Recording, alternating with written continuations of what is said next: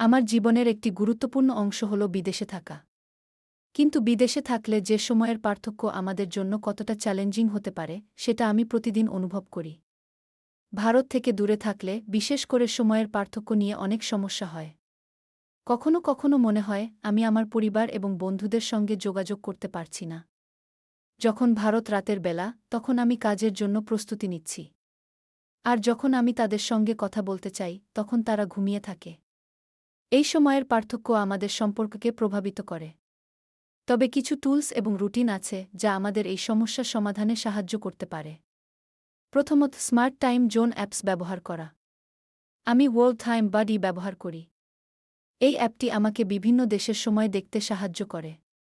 আমি সহজেই বুঝতে পারি কখন আমার পরিবারের সদস্যরা জেগে আছেন এবং কখন তাদের সঙ্গে কথা বলা সম্ভব। এরপর শেয়ার্ড ক্যালেন্ডার। আমি গুগল ক্যালেন্ডার ব্যবহার করি।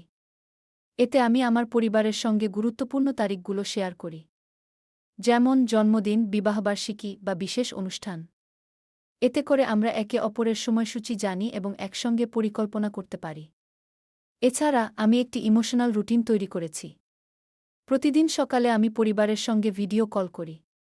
এটি আমাদের সম্পর্ককে আরও করে। যদিও সময়ের পার্থক্য রয়েছে, কিন্তু এই ছোট্ট রুটিন আমাদের মধ্যে সংযোগ বজায় রাখতে সাহায্য করে। মাইন্ডফুল কমিউনিকেশনও গুরুত্বপূর্ণ। আমি চেষ্টা করি যখনই আমি কথা বলি তখন মনোযোগ দিয়ে শুনি। তাদের অনুভূতি এবং অভিজ্ঞতা শেয়ার করতে উৎসাহিত করি। এতে করে আমাদের সম্পর্ক আরও গভীর হয়। এখন আমি আপনাদের বলব, যদি আপনারা বিদেশে থাকেন এবং সময়ের পার্থক্য নিয়ে সমস্যায় পড়েন, তাহলে এই টুলস এবং রুটিনগুলো ব্যবহার করে দেখুন। আপনারা দেখবেন সম্পর্কগুলো আরও মজবুত হবে এবং যোগাযোগের অভাব দূর হবে।